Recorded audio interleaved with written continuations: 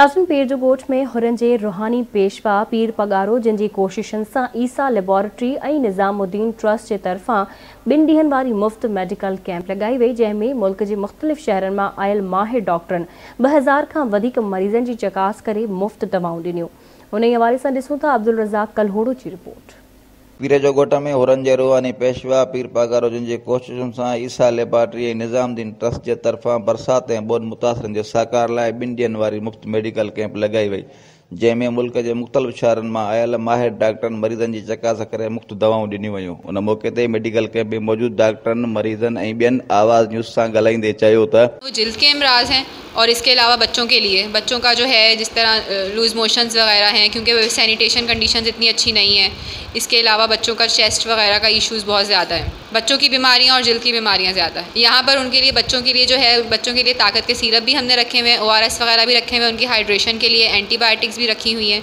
तो और इसके अलावा बुखार के लिए भी हम उनको दवाइयाँ वगैरह दे रहे हैं, और जिल्द के अमराज के लिए हमारे पास कंसल्टेंट मौजूद हैं यहाँ पे, और वो भी मेडिसिन उनको अकॉर्डिंगली दे रहे हैं। सिंध के मुख़्तलिफ़ इलाइक़नि खां नाले वारा डॉक्टर मरीज़नि जो मुफ़्त चेकअप करे ऐं उन्हनि जो टेस्टूं करे ऐं उन्हनि खे जेको आहे मुफ़्त दवाऊं था ॾियनि। ऐं मां इहो बि तव्हांखे ॿुधाईंदो हलां त हिते जेको आहे सो मलेरिया, स्किन ऐं डेंगी जा तमामु घणा पेशेंट डॉक्टरनि जेको आहे ॾिठा आहिनि, ऐं केतिरा ई केस अहिड़ा निकिता आहिनि जंहिंमें मलेरिया आहे, डेंगी आहे, स्किन आहे, काफ़ी सारा अहिड़ा केस आहिनि। ऐं ॿियो हिते ख़ासि स्पेशलिस्ट जेको आहे उहो आहे फिफड़नि जी बीमारियुनि जो। जीअं त पी साईं पगारा ऐं साहिबज़ादे MPS मोहम्मद राशिद जिन जे ज़ाती कोशिशुनि सां ये कैंप लगाई, 2 रोज़ा कैंप लगाई वही है, जंहिंमें पाकिस्तान जा माहिर डॉक्टर हिते आया आहिनि, जेके मरीज़नि जो चकास करे रहिया आहिनि ऐं मुफ़्त में दवाऊं ऐं टेस्टूं करे रहिया आहिनि। कल्ह ख़बर पई त साईं जे तरफ़ां हिते कैंप लगी आहे, हिन में तमामु बहितरीन क़िस्म जा डॉक्टर बि आया आहिनि जेके ग़रीबनि जो मुफ़्त इलाज पिया कनि।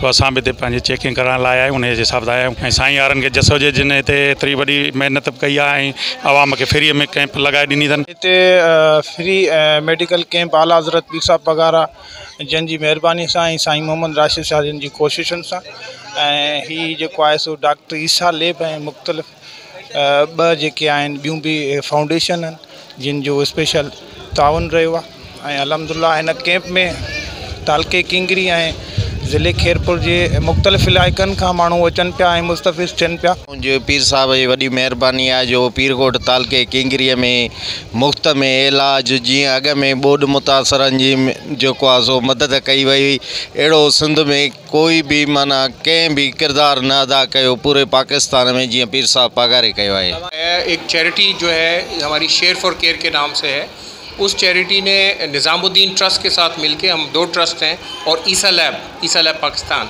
तो तमाम ये तीनों लोगों ने मिल के ये कैंप लगाया है। इसमें तकरीबन 26 से 30 डॉक्टर्स मौजूद हैं कैंप के अंदर, मुख्तलिफ स्पेशलिटीज़ के, चमड़ी के अमराज के, मैं पल्मोनोलॉजिस्ट हूँ, जनरल फिजिशियन हूँ, मेरे साथ और डॉक्टर्स हैं, इसके अलावा गायनी के डॉक्टर्स हैं, इसके अलावा हमारे पास सर्जरी ऑर्थोपेडिक के डॉक्टर्स हैं। कैमरामैन शकील कलोड़ो नगर अब्दुल रज़ाक कलोड़ो, आवाज़ न्यूज़ पीर जो।